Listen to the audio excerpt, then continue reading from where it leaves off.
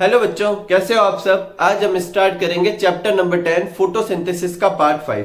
अगर अभी तक आपने पार्ट 4 विजिट नहीं किया है तो इस कार्ड पर क्लिक करके पार्ट 4 विजिट कर सकते हैं।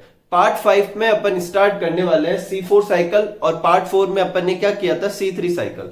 तो देखो, कैप्रिलेव और कॉट्स-चेक दो साइंटिस्ट थे। इन्होंने जब शुगर केन पे स्टडी की तो उनको पता चला जो फर्स्ट स्टेबल प्रोडक्ट बन रहा था उनके डार्क रिएक्शन में, वो 3 कार्बन का ना होकर 4 कार्बन का क्या था, ऑक्जेलो एसिटिक एसिड। ठीक है।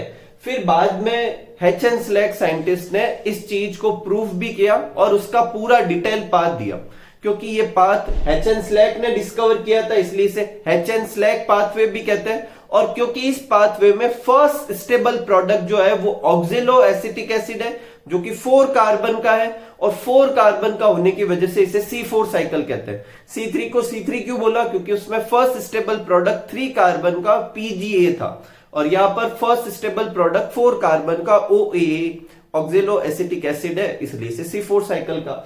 अब ये हो क्यों रहा है, तो C4 साइकिल और pathway is an adaptation in plant that grow in high light intensity region to reduce photo respiration.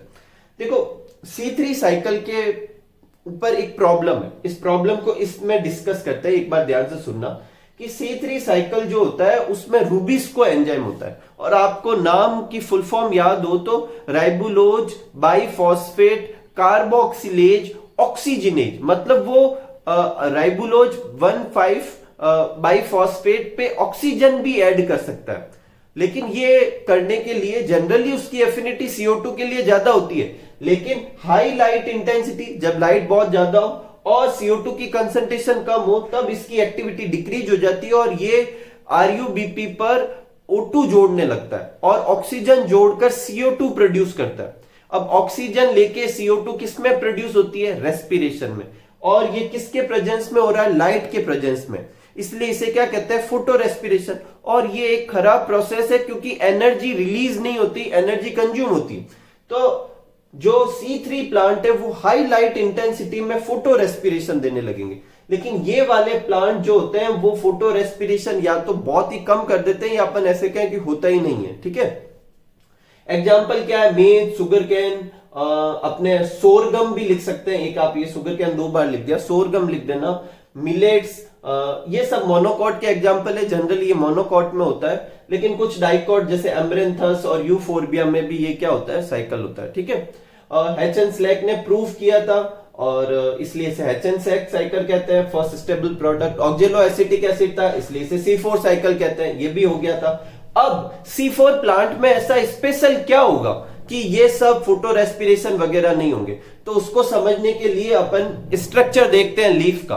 तो अगर लीफ के स्ट्रक्चर को गौर से देखें तो ये एक मैंने मोनोकॉट लीफ बनाई है। शुगर कैन जो होता है एक मोनोकॉट होता है, तो उसकी लीफ बनाई है। तो देखो, ये अपने क्या थी, अपर एपिडर्मिस, ये लोअर एपिडर्मिस, ऊपर क्यूटिकल, नीचे क्यूटिकल, लोअर एपिडर्मिस में क्या है, स्टोमेटा। मोनोकॉट में स्टोमेटा कैसे होता है, डंबल शेप के होते हैं। ठीक है। और ये बीच का पूरा जो था वो मीजोफिल टिश्यू है, और मीजोफिल टिश्यू यहाँ पे पैलिसेड टिश्यू और स्पंजी पैरेन्काइमा में डिवाइडेड नहीं है। ठीक है। बीच में देखो, जो यहाँ पर जाइलम फ्लोएम है जो कि वेस्कुलर बंडल है, यहां पर एक स्पेशल स्ट्रक्चर है। इन जाइलम फ्लोएम को कवर किए हुए एक सीट लाइक स्ट्रक्चर है जो माला के फॉर्म में, ठीक है, जैसे माला पहनाते ना अपन, उसके फॉर्म में है, और वो स्ट्रक्चर क्या कहलाता है, बंडल सीट। तो पहली यूनिक चीज तो ये है। तो देखो क्या है, the presence of Kranz anatomy, special question है, अच्छा सा इंपोर्टेंट क्वेश्चन है, आता है। क्रेंज एनाटॉमी की प्रेजेंस किसकी खासियत होती है, C4 प्लांट की। और क्रेंज का मतलब रेत, मतलब की माला। ठीक है। अब बंडल सीट सेल जो होती है वो कवर करती है किसको, वेस्कुलर बंडल को, और बंडल सीट सेल की जो वॉल होती है वो इम्परमेबल होती है, किसके लिए, गैसेस के लिए। मतलब बंडल सीट सेल की वजह से यहां पर, मतलब एक तो यहां पर क्या नहीं आ सकता, ऑक्सीजन, CO2 इधर से इधर, इधर से इधर नहीं हो, गैस एक्सचेंज नहीं हो सकता। दूसरी चीज, इंपॉर्टेंट चीज है, बंडल सीट सेल जो है वो हाई लाइट इंटेंसिटी से किसको प्रोटेक्ट करती है, जाइलम फ्लोएम को। और तीसरी चीज जो है वो है कि ये इसे ड्राई एयर वगैरह से भी जाइलम फ्लोएम को बचाती है। बोले तो ये एक तरह की कवरिंग है। इसके अलावा भी इसके बंडल सीट के कुछ फंक्शन है, वो अभी अपन देखेंगे। अब देखो बंडल सीट भी मैंने ग्रीन कलर में ड्रॉ किया है और मीजोफिल सेल भी मैंने ग्रीन कलर में ड्रॉ किया है। इसका मतलब दोनों में क्लोरोप्लास्ट होगा। तो दोनों में क्लोरोप्लास्ट अलग अलग तरह के होते हैं। इसका मतलब C4 प्लांट में क्रेंज एनाटॉमी तो होती है, साथ में एक और चीज होती है, डाइमॉर्फिक क्लोरोप्लास्ट होता है। क्या होता है? डाइमॉर्फिक मतलब दो, डाई मतलब दो, मॉर्फिक मतलब दो तरह के क्लोरोप्लास्ट होते हैं। अब क्या होता है इन दोनों में, देखो मॉर्फिक है मतलब बाहर से भी पहचान सकते हैं, मॉर्फोलॉजी से भी। ये मीजोफिल सेल के जो क्लोरोप्लास्ट होते हैं स्मॉल होते हैं और वेल डेवलप होते हैं, ये लार्ज होते हैं और लेस डेवलप होते हैं। अब डेवलपमेंट से क्या मतलब, वेल डेवलप का मतलब इसमें ग्रेना होंगे, ठीक है, ग्रेनम वो ऐसे स्टैक होगा, ठीक है, कॉइन लाइक स्ट्रक्चर का। तो ग्रेनल क्लोरोप्लास्ट, ये एग्रेनल क्लोरोप्लास्ट, हालांकि इनमें स्ट्रोमा लैमेली होती है, ठीक है। इसकी जो वॉल होती है वो थिन होती है। अब थिन वॉल होने की वजह से जैसे मान लो CO2 इधर आती है तो वो CO2 इन मीजोफिल सेल के अंदर जा सकती है, लेकिन जो बंडल सीट सेल जो होती है उन बंडल सीट सेल में क्या नहीं होती, उसकी जो वॉल होती है वो थिक होती है, इम्परमेबल होती है गैसेज की। इसका मतलब अगर यहाँ पर ऑक्सीजन प्रोड्यूस हो तो वो भी अंदर नहीं जा सकती और CO2 भी अंदर नहीं जा सकती, ठीक है, तो इम्परमेबल होती है। और अगर किसी भी वजह से अंदर CO2 बने, अभी देखेंगे अपन कैसे प्रोड्यूस होगी, वो जो CO2 वो भी बाहर नहीं आ पाएगी, ठीक है। तो ये इनपरमेबल होती है, ये परमेबल होती है। यहां पर एक एंजाइम होता है PEP कार्बोक्सिलेज, ठीक है, फॉस्फोइनोल पाइरुवेट कार्बोक्सिलेज एंजाइम। यहाँ रुबिस्को नहीं होता, जबकि बंडल सीट में क्या होता है, रुबिस्को होता है। यहां पर ग्रेना अच्छे से डेवलपमेंट की वजह से यहाँ लाइट रिएक्शन होती है, ATP प्रोड्यूस होती है, ऑक्सीजन प्रोड्यूस होती है, लेकिन यहाँ ऑक्सीजन तो प्रोड्यूस होगी लेकिन यहाँ रुबिस्को नहीं है। यहाँ तो क्या है, PEP कार्बोक्सिलेज। और जहां रुबिस्को है वहां ऑक्सीजन है ही नहीं। क्यों? क्योंकि वह लाइट रिएक्शन नहीं हो सकती और यहां से ऑक्सीजन अंदर जा नहीं सकती। क्यों? क्योंकि इसकी वॉल कैसी है, इम्परमेबल है। इस तरीके से अपन ने क्या किया, रुबिस्को को ऑक्सीजन से दूर कर दिया। तो फोटो रेस्पिरेशन की प्रॉब्लम क्या हो गई, सॉल्व। एक और चीज होती है आपकी बुक में नहीं है, ये बंडल सीट सेल जो होती है, जैसे ही इसमें बंडल सीट सेल में क्या होगा, केल्विन साइकिल चलेगा, मतलब डार्क रिएक्शन वाला पोर्शन चलेगा और वहां पर क्या होगी, शुगर बनेगी। तो वो जो शुगर बनेगी वो शुगर हाथों हाथ फ्लोएम से ट्रांसपोर्ट कर दी जाएगी, ठीक है। अब एक चीज, हाँ, और यहां मैंने गलती से केल्विन साइकिल नहीं लिखा है। C4 साइकिल का कुछ पार्ट एक्स्ट्रा होता है लेकिन उसमें C3 साइकिल की सारी रिएक्शन कंप्लीट होगी, ठीक है। तो ये आप नोट कर लीजिए, फिर अपन एक्चुअल में देखते हैं कि C4 साइकिल कैसे प्रोसीड होता है। इसमें दो इंपॉर्टेंट क्वेश्चन है, पहला तो ये क्रेंज एनाटॉमी क्या होती है और दूसरा ये डाइमॉर्फिक क्लोरोप्लास्ट क्या होता है। इसे एक साथ भी पूछ सकते हैं कि C4 प्लांट में स्पेशल स्ट्रक्चर क्या होते हैं जिनकी वजह से वो C4 साइकिल परफॉर्म कर पाते हैं या वो फोटो रेस्पिरेशन नहीं कर पाते, मतलब उनमें फोटो रेस्पिरेशन नहीं होता, ठीक है। तो ये आप अच्छे से नोट करना, ठीक है, फिर अपन आगे साइकिल करते हैं। तो देखते हैं मैकेनिज्म क्या है C4 साइकिल की। तो ये मीजोफिल सेल है, ये बंडल सीट सेल है, ठीक है। मीजोफिल सेल में primary CO2 acceptor C4 cycle का प्रेजेंट होता है, जिसे कहते हैं फॉस्फोइनोल पाइरुविक एसिड। क्या है? फॉस्फोइनोल पाइरुविक एसिड, जिसको शॉर्ट में अपन PEP कह सकते हैं। ये 3 कार्बन का होता है और ये क्या करता है, CO2 को एक्सेप्ट करता है। और CO2 कहां से आती है, बाहर से, सराउंडिंग से। मीजोफिल सेल में तो आ ही सकती है क्योंकि मीजोफिल सेल की जो वॉल होती है वो गैस के लिए परमेबल होती है, तो वहां CO2 आ जाएगी और PEP कार्बोक्सिलेज एंजाइम की प्रेजेंस में ये CO2 ऐड करके ऑक्जेलो एसिटिक एसिड, 4 कार्बन का ऑक्जेलो एसिटिक एसिड बनता है। इसके 6 मॉलिक्यूल, इसके भी 6 मॉलिक्यूल, इसके भी 6 मॉलिक्यूल। फिर ये ऑक्जेलो एसिटिक एसिड मैलिक एसिड में कन्वर्ट होता है, इसके लिए एनर्जी यूज होती है। 6 NADPH2 6 NADP में कन्वर्ट होते हैं, डीहाइड्रोजिनेज एंजाइम की प्रेजेंस में ये होता है। फिर ये मैलिक एसिड जो होता है वो बंडल सीट में ट्रांसफर कर दिया जाता है। अब आप बोलोगे बंडल सीट में कैसे ट्रांसफर हो गया, तो मीजोफिल सेल और बंडल सीट की जो सेल होती है वो प्लाज्मोडेस्माटा से क्या रहती है, कनेक्टेड रहती है, ठीक है। तो वहां से जो भी चीजें इधर उधर ट्रांसफर करनी है वो हो जाती है। तो मैलिक एसिड जो होता है वो यहाँ ट्रांसफर कर दिया जाता है। यहां पर ये dehydrogenase enzyme, malate dehydrogenase enzyme की प्रेजेंस में क्या होगा, ये पायरुविक एसिड में कन्वर्ट हो जाएगा। इसमें वापस क्या होगी, NADPH2 प्रोड्यूस होगी और साथ में CO2 रिलीज कर दी जाएगी, किसमें, बंडल सीट सेल में। अगर ये मैं 6 मॉलिक्यूल मानूं तो यहाँ 6 CO2 क्या हो जाएगी, रिलीज हो जाएगी। फिर ये पायरुविक एसिड जो होगा वो वापस ट्रांसफर कर दिया जाएगा मीजोफिल सेल में, ताकि वापस क्या बना दिया जाए, PEP, प्राइमरी जो CO2 एक्सेप्टर होता है वो अपन ने C3 साइकिल में भी देखा था, वापस रीजनरेट करना पड़ता है ताकि साइकिल बार बार चले। तो यहां पर भी वापस रीजनरेट होता है और पायरुविक एसिड जो होता है पीईपी में कन्वर्ट होता है फॉस्फोपाइरुवेट डाइकाइनेज। जनरली एटीपी से एटीपी वाली रिएक्शन में काइनेज आता है, या डाइकाइनेज है, और यहाँ एक और चेंज है, एटीपी एडीपी में नहीं, एएमपी एडिनोसिन मोनोफॉस्फेट में भी कन्वर्ट हो रहा है। ठीक है, तो इस एंजाइम की प्रेजेंस में ये पायरुविक एसिड पीईपी में कन्वर्ट हो जाता है ताकि ये साइकिल वापस चल सके। अब आते हैं इधर बंडल सी सेल में CO2 आ गई। बंडल सी सेल में यहाँ पर C3 साइकिल का प्राइमरी CO2 एक्सेप्टर प्रेजेंट होता है RUBP, वो इसको एक्सेप्ट करता है, PGA बनाता है, फिर पूरा साइकिल कंप्लीट होता है और ग्लूकोज बन जाती है। अब देखो C3 साइकिल की रिक्वायरमेंट थी 18 ATP और 12 NADPS2, वो तो यहां पर भी चाहिएगी क्योंकि C3 तो पूरा ऐसे कैसे चल रहा है। एडिशनल क्या चाहिएगा, देखो 6 NADPS2 यहां चाहिए थे लेकिन यहां वापस बन गए, तो इसको अपन हटा देते, लेकिन यहां 12 ATP और चाहिए, तो 12 ATP ये और 18 ATP ये, टोटल कितने 30 ATP की नीड होती है और 12 NADPS2 चाहिए होता है। इसका मतलब C4 साइकिल की एनर्जी रिक्वायरमेंट जो होती है वो कंपैरेटिवली क्या होती है, हाई होती है। ठीक है, अब इसको अपन थ्योरी में क्या क्या लिखेंगे, तो देखो in C4 cycle CO2 from environment reach to mesophyll cell, जहां CO2 एक्सेप्टर कौन होता है, PEP, एंजाइम कौन सा होता है, PEP carboxylase, first stable product कौन सा होता है, ऑक्जेलो एसिटिक एसिड, जो कि कितने कार्बन का होता है, 4 कार्बन का। ठीक है, ऑक्जेलो एसिटिक एसिड मैलिक एसिड में कन्वर्ट कर दिया जाता है NADPS2 को यूज करके, फिर ये ऑक्जेलो एसिटिक एसिड बंडल सी सेल में ट्रांसफर कर दिया जाता है, पायरुविक एसिड बनेगा, CO2 रिलीज कर दी जाएगी, और ये एक बार में ये CO2 रिलीज हुई, फिर अगर मान लो यहाँ CO2 इतनी सफिशिएंट अमाउंट में नहीं थी तो ये साइकिल अभी प्रोसीड नहीं करेगा C3 वाला, और ये चलता रहेगा जब तक कि यहाँ CO2 सफिशिएंट अमाउंट में नहीं हो जाती। एक बार जब सफिशिएंट CO2 अवेलेबल होगी तो यहाँ C3 साइकिल चलेगा जिससे ग्लूकोज बन जाएगी, पायरुविक एसिड जो होगा यहाँ वापस ट्रांसफर कर दिया जाएगा ताकि रीजनरेट कर सके किसको, पीईपी को, और ये प्रोसेस क्या होगा, एटीपी चाहिएगा। एक और चीज, comparatively high amount of ATP required, 18 के बजाय कितने चाहिएंगे, 13 एटीपी चाहिएंगे, लेकिन फोटो रेस्पिरेशन नहीं होने की वजह से C4 साइकिल की प्रोडक्टिविटी क्या होती है, हाई।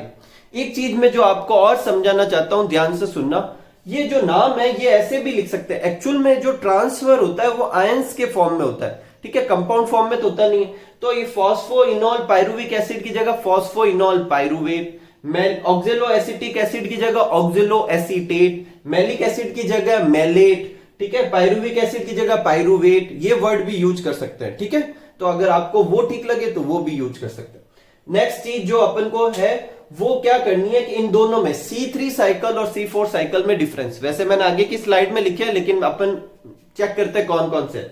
तो C3 साइकिल कम टेम्परेचर पे अच्छे से चलता है, C4 साइकिल हाई टेम्परेचर पे भी चल सकता है। C3 साइकिल वाले प्लांट में सिर्फ एक ही तरह का क्या होता है, क्लोरोप्लास्ट होता है, या 2 तरह के क्लोरोप्लास्ट होते हैं, वहां क्रेंज एनाटॉमी नहीं होती या क्रेंज एनाटॉमी होती है। ठीक है, C3 साइकिल में प्राइमरी इलेक्ट्रॉन एक्सेप्टर RUBP होता है या PEP होता है, वहां पर एंजाइम कौन सा होता है, रुबिस्को पार्टिसिपेट करता है, या रुबिस्को के साथ PEP कार्बोक्सिलेज भी पार्टिसिपेट करता है। वहां फर्स्ट स्टेबल प्रोडक्ट क्या था, PGA 3 कार्बन का, या फर्स्ट स्टेबल प्रोडक्ट 4 कार्बन का ऑक्जेलो एसिटिक एसिड है। C3 साइकिल में जो एनर्जी रिक्वायरमेंट होती है कंपैरेटिवली लो होती है, कितनी होती है, 18 और 12, और जबकि C4 में कंपैरेटिवली ज्यादा 30 और 12 होती है। ठीक है, लेकिन C3 साइकिल में फोटो रेस्पिरेशन होता है, C4 साइकिल में फोटो रेस्पिरेशन नहीं होता। C3 साइकिल की प्रोडक्टिविटी उस वजह से कम होती है, C4 साइकिल की प्रोडक्टिविटी क्या होती है, ज्यादा होती है। तो ये डिफरेंस है जो आगे आप नोट कर सकते हैं। एक और चीज, अगर आपको ये पूछे एग्जाम में कि C4 साइकिल वाले प्लांट के कैरेक्टरिस्टिक्स लिखो, मतलब C4 साइकिल के बारे में कैरेक्टरिस्टिक्स लिखो, तो जो अभी C3 और C4 में आगे डिफरेंस लिखे हुए वो C4 वाले सारे पॉइंट लिख देना, तो वो उसके क्या हो जाएंगे पॉइंट, आपके बुक में दे रखे हैं तो मैं छुड़वा नहीं रहा हूं, वो उधर से एक ही बात है। ठीक है, वो नोट कर लेना, तो आप ये नोट कर लीजिए, फिर अपन अगला करते हैं CAM साइकिल। ठीक है,